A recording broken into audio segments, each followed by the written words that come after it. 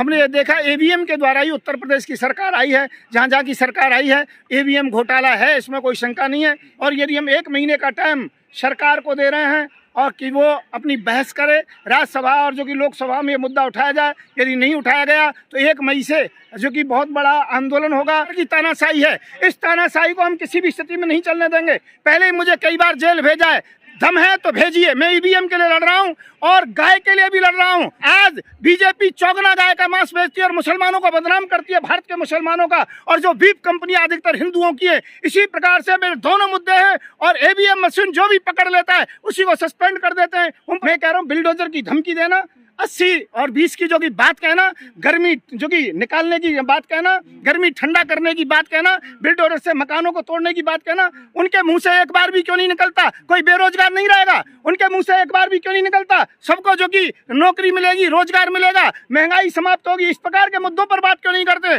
और जब भी कोई प्रेशर पड़ता है तो हिंदू मुसलमान की बात करते हैं, मंदिर मस्जिद की बात करते हैं, कश्मीर को उठा लेंगे, पाकिस्तान को उठा लेंगे। वो कभी रोजगार के विषय में नहीं बोलते, महंगाई के विषय में नहीं बोलते। जिन विषयों पर बात करनी चाहिए उन विषयों पर बिल्कुल नहीं बोलते। वो सांप्रदायिकता फैलाने की चेष्टा कर रहे हैं। मुसलमान आज की डेट में, मैं ये कहना चाहता हूँ, कोई भी मुसलमान 1-2 किलोमीटर गाय को लेकर अपने घर नहीं जा सकता, दूध की गाय को, न जाने उसके साथ क्या घटना हो जाए। महीने बाद क्यों याद आया आपको ईवीएम घोटाला? नहीं, ये हम पहले से चर्चा करते थे, पर पहले हमें विश्वास नहीं था कि ऐसा भी होता है। अब की बार हमारी पार्टी के काफ़ी प्रत्याशी खड़े हुए थे और प्रत्याशी खड़े होने के बाद में भी हमने जब देखा ईवीएम घोटाला पकड़ा भी गया है, काफ़ी मशीनें पकड़ी गई हैं और मेरे ऊपर बड़ा प्रेशर हुआ, हमले भी हुए और मुझे ज़्यादा प्रेशराइज किया गया। तो हमने ये देखा ईवीएम के द्वारा ही उत्तर प्रदेश की सरकार आई है। जहाँ जहाँ की सरकार आई है ईवीएम घोटाला है, इसमें कोई शंका नहीं है। इसके लिए हम आंदोलन कर रहे हैं, इसके लिए हमने मुद्दा उठाया है। मैं पहली 16 तारीख को भी यहाँ पर आया था, अब की बार मैं अपना बड़ी मजबूती के साथ में आया हूँ और मैं ये कहना चाहूँगा पूरे देश के अंतर्गत में राष्ट्रव्यापी आंदोलन होगा। और यदि हम 1 महीने का टाइम सरकार को दे रहे हैं और कि वो अपनी बहस करे राज्यसभा और जो कि लोकसभा में ये मुद्दा उठाया जाए, यदि नहीं उठाया गया तो 1 मई से जो कि बहुत बड़ा आंदोलन होगा और आंदोलन कठोर आंदोलन होगा। हिंसात्मक तो नहीं कह सकता, परंतु आंदोलन बहुत बड़ा होगा। जितना आज तक कोई आंदोलन नहीं होगा, इस प्रकार का परिणाम होगा उस आंदोलन का। आप तो कह रहे थे बीजेपी को आने नहीं देंगे उत्तर प्रदेश में, योगी मोदी को आप खदेड़ देंगे, लेकिन ऐसा तो कुछ हुआ नहीं। देखिए, बैलेट पेपर से यदि होता है तो कोई दिक्कत नहीं है।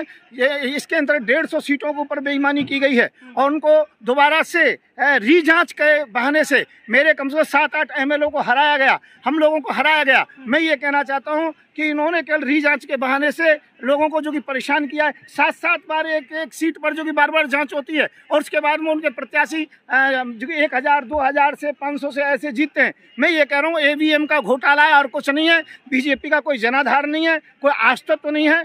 पहले भी लोकसभा का चुनाव ऐसे जीते थे और इसमें भी ऐसे जीते थे। इसके लिए हम सुप्रीम कोर्ट जाएंगे, हम जो कि महामहिम राष्ट्रपति महोदय के पास जाएंगे और यदि भारत में हमारी बात नहीं सुनी गई तो हम अंतर्राष्ट्रीय अदालत का भी दरवाजा खटखटाने में पीछे नहीं होंगे, हम वो भी खटखटाएंगे, इसमें कोई शंका नहीं है। 150 वोट आपको मिले और आप कह रहे बीजेपी का जनाधार नहीं है। मैं ये कहना चाहता हूँ, मैंने जो कि समाजवादी पार्टी को समर्थन दे दिया था, इसलिए मैं पहले ही वहाँ के प्रत्याशी को समर्थन दे दिया, अखिलेश को 2-3 दिन पहले बुलवा करके, और नहीं तो हम जीतते, इसमें कोई शंका नहीं है। कश्मीर वाले इधर आ जाए। स्वामी जी, आप कह रहे हैं कि ईवीएम पकड़ी गई और जिन्होंने ईवीएम पकड़ी थी वो वीडियो आई थी, उन पर मुकदमे दर्ज हुए और कहा है कि सरकारी काम में बाधा डाली गई है। मैं ये कहना चाहता हूँ, यही तो सरकार की तानाशाही है। इस तानाशाही को हम किसी भी स्थिति में नहीं चलने देंगे। पहले ही मुझे कई बार जेल भेजा है, दम है तो भेजिए। मैं ईवीएम के लिए लड़ रहा हूँ और गाय के लिए भी लड़ रहा हूँ कि गौ को राष्ट्रीय दर्जा देना चाहिए। कांग्रेस ने गाय के मांस का प्रचलन चलाया था और इसके बाद में आज बीजेपी चौगना गाय का मांस बेचती है और मुसलमानों को बदनाम करती है, भारत के मुसलमानों का, और जो बीफ कंपनियां अधिकतर हिंदुओं की है। इसी प्रकार से मेरे दोनों मुद्दे हैं और ईवीएम मशीन जो भी पकड़ लेता है उसी को सस्पेंड कर देते हैं, उन पर केस चला देते हैं। मैं ये कहना चाहता हूँ, ईवीएम के चुनाव नहीं होगा, नहीं होगा, नहीं होगा। हिंसात्मक आंदोलन की भी स्थिति पड़ेगी तो वो भी होगा, पर ईवीएम मशीन से चुनाव नहीं होने देंगे और जो चुनाव हुए इनको रद्द कराएंगे, जिससे कि दोबारा से निष्पक्ष बैलेट पेपर से चुनाव हो सके। इसका संविधान को नहीं मानते आप बाबा जी? नहीं, भारत के संविधान को मानते हैं। भारत के संविधान में कहीं लिख के दिखा दीजिए, लिखा हुआ कि ईवीएम मशीन से चुनाव होगा। वहाँ तो केवल हिंसा को कह रहे हैं आप, देखिए हिंसा कह रहे हैं आप। मैं ये कह रहा हूँ, मैंने पहले केस हो कोई दिक्कत नहीं है, मैं पहले भी केस हुआ है, 34 बार जेल गया हूँ, अब की बार भी जाने को तैयार हूँ, परंतु ईवीएम मशीन को किसी भी स्थिति में नहीं रहने देंगे। और हम 1 मई से फिर अपना आंदोलन शुरू करेंगे, कठोर आंदोलन शुरू करेंगे, क्योंकि ईवीएम मशीन के विरोध में बहुत जरूरी है, क्योंकि ईवीएम के द्वारा बहुत दिक्कत हुई है, समस्या पैदा हुई है। देश के अंतर्गत में छोटे छोटे जितने भी दल हैं उनका अस्तित्व समाप्त कर दिया गया है, हिटलरशाही चल रही है, ये ईवीएम मशीन के सहारे से भाजपा कर रही है। पहले भी ईवीएम मशीन से वोटिंग होती थी, जब कांग्रेस की सरकार थी, जब घोटाला क्यों नहीं हुआ, आप क्यों हो रहा है? मैं ये कहना चाहता हूँ पहले से ही शुरू हुआ है, ऐसा नहीं है कि आज ही हुआ है, परंतु मैं कहना चाहता हूँ, जरूर इस बात को कहना चाहूंगा, ईवीएम का जो कि विरोध करें, हम ईवीएम का विरोध करते हैं। और पंजाब में जहां बीजेपी हारी है उसका क्या कहेंगे सर? वो फिक्सिंग है केवल बीजेपी की, और जो कि केजरीवाल की, आम आदमी पार्टी की फिक्सिंग है, ये दत्तक पुत्र है उनका, और कुछ नहीं है। आप ये बताइए, अगर आपको इतनी तकलीफ है तो ईवीएम के साथ ये सारी पार्टियां जाती क्यों है?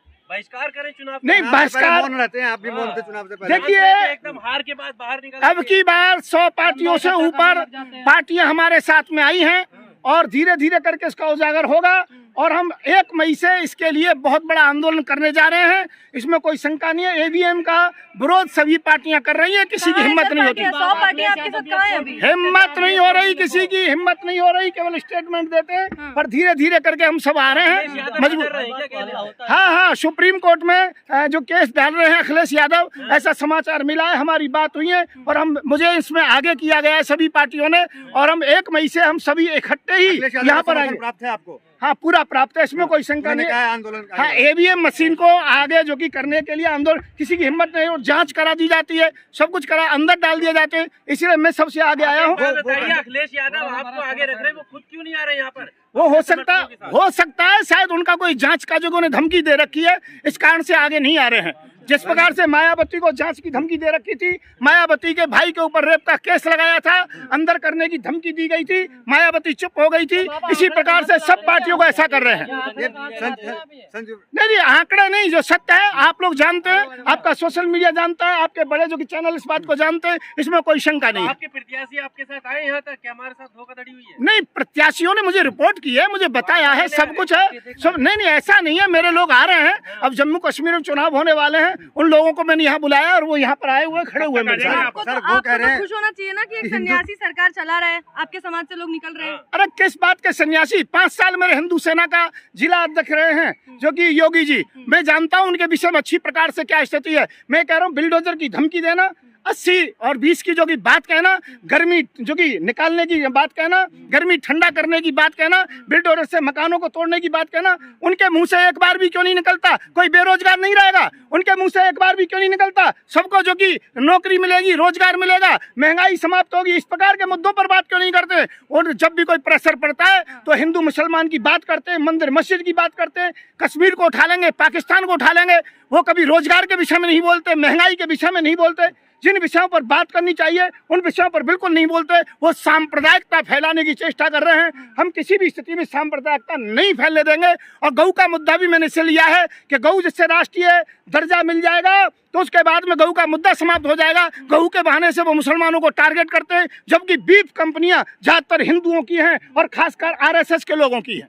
लोग कह रहे हैं कि हिंदुत्व मॉडल चल गया, हिंदुत्व मॉडल चल गया योगी जी का। कोई मॉडल नहीं चला। हाँ, मेरे साथ में संजय गुजर जी आए हुए हैं, स्वामी जी आए हुए हैं। हम जो कि ईवीएम मशीन के विषय में भारत बचाओ संविधान बचाओ को जो आगे लिया है और जो कि ईवीएम के विषय में आप हमारे साथ में हैं, सभी पार्टियां हमारे साथ में। आपको नहीं लगता हिंदुत्व मॉडल चल गया यूपी में? नहीं, कोई मॉडल हिंदुत्व मॉडल नहीं चलने देंगे। यहाँ सेकुलर मॉडल ही चलेगा। ये देश हिंदू मुस्लिम सिख ईसाई सबका है। यहाँ पर जो भी हिंदू की बात करेगा, मुसलमान की बात करेगा, उसे देश में रहने का कोई अधिकार नहीं है, सत्ता में रहने का कोई अधिकार नहीं। यहाँ पर हिंदू मुस्लिम सिख ईसाई सबको बराबर सम्मान है और बराबर की जो राजनीति करेंगे वही रहेंगे।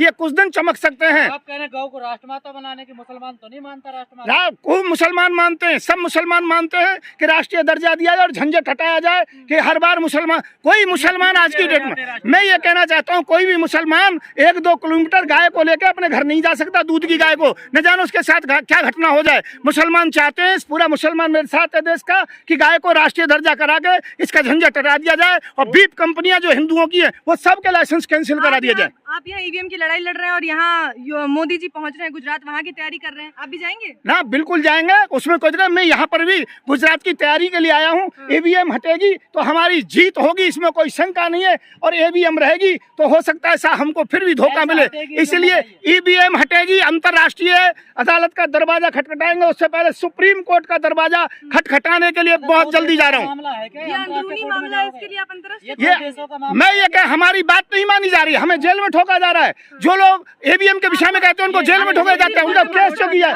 सुप्रीम कोर्ट जाऊंगा, सुप्रीम कोर्ट नहीं मानेगा तो मैं ये धमकी दे रहा हूँ, महामहिम राष्ट्रपति महोदय के पास जाऊंगा, और राष्ट्रपति महोदय जी भी नहीं मानते हैं तो अंतिम रास्ता जो है अंतर्राष्ट्रीय अदालत का, उसे भी खटखटाऊंगा, चाहे कोई भी किसी प्रकार का केस मेरे ऊपर दायर करे। 2.0 पे संत समाज बहुत खुश है, गदगद है, पूरा अयोध्या भी पूरा खुश है। कोई संत समाज गदगद नहीं है, कोई भी खुश नहीं है। मैं ये कहता हूँ इस समय केवल उनके पक्ष के भाजपा के लोग खुश हैं, बीजेपी के नेता हैं वो बहुत अच्छे निखरे हुए, इसमें कोई शंका नहीं है। पर मोदी जी इस समय देश के प्रधानमंत्री की तरह काम नहीं कर रहे हैं। कई मंच पर भी जाते हैं तो कमल का फूल का चिन्ह होता है, भारतीय जनता पार्टी का होता है। मैं कहता हूँ अशोक का चिन्ह होना चाहिए, प्रधानमंत्री लिखा होना चाहिए। पार्टी की विशेषताएं गिनाते हैं, उन्हें देश की विशेषता गिनानी चाहिए। हम ये कहना चाहते हैं प्रधानमंत्री को निष्पक्ष होकर के देश के साथ रहना चाहिए, ना कि एक पार्टी के साथ रहना चाहिए। मोदी जी केवल अभी पार्टी के नेता हैं, देश के नेता नहीं है। लेकिन बीजेपी ने फ्री राशन तो दे दिया ना सर उत्तर प्रदेश में, जी आते ही फ्री राशन तो दे दिया 3 महीने के लिए फिर से। मैं ये कहना चाहता हूँ ये बड़े दुर्भाग्य की विषय है कि जो 5 साल के लिए चुना गया है और वो 3 महीने की बात कर रहा है। क्या लोगों को पागल समझ रखा है? यदि देना था तो 5 साल की बात करनी चाहिए थी कि 5 साल के लिए फ्री राशन देंगे। तो इसलिए इसका मैं विरोध करता हूं। मैं ये कह, फ्री क्यों, नौकरी क्यों नहीं देते हो? सबको नौकरी दीजिए, सबको रोजगार दीजिए, सबके हाथ में काम दीजिए। फ्री में कटोरा पकड़ा रहे हो, लोगों को भीख मांगने का जो कि आप आदत डाल रहे हो, जिससे कि तुम्हारी लोग गुलामी करते रहे। मैं ये कहना चाहता हूँ हमारी सत्ता आएगी तो हम रोजगार की बात करेंगे, हम नौकरियों की बात करेंगे, हम लोगों की अर्थव्यवस्था उठाने की बात करेंगे, गिराने की बात नहीं करेंगे। कब तक उम्मीद है सत्ता आने की? अब देखो बहुत जल्दी आएगी, इसमें कोई शंका नहीं है, और हम जल्दी से जल्दी इसमें आगे बढ़ रहे हैं। सर बीजेपी की पार्टी तो नहीं है ये? देखिए ये आपका विचार हो सकता है, पर ये भारतीय जन जागृति पार्टी है, वो भारतीय जनता पार्टी है। सर जब आपको लगा कि ईवीएम का मुद्दा नहीं चलेगा तो गौ माता को उठा लिया? नहीं, ये आपका विचार है। ये गौ माता का मुद्दा मेरा पहले से 35 साल से, और मैं एक बार नहीं बहुत बार जेल से। ईवीएम को लेकर 2014 से लोग धरने में बैठते हैं, सस्ती लोकप्रियता के लिए बहुत कुछ किया ईवीएम को लेकर। आप भी सस्ती लोकप्रियता के लिए बैठे हुए हैं, आपके पास कुछ ठोस सबूत है? नहीं, मैं सस्ती लोकप्रियता के चक्कर में कभी नहीं पड़ा। मुझे लोकप्रियता से मतलब नहीं है, मुझे इस बात से मतलब है कि जो लोकतंत्र, जो कि लोक व्यवस्था, जो कि लोकतांत्रिक व्यवस्था का हनन हो रहा है, वो नहीं होना चाहिए। इसके अंतर्गत में लोकमत से ही जो कि चुनाव होना चाहिए। ईवीएम मशीन से लोकतंत्र का हनन हो रहा है। Subscribe now and press the bell icon. Never miss an update.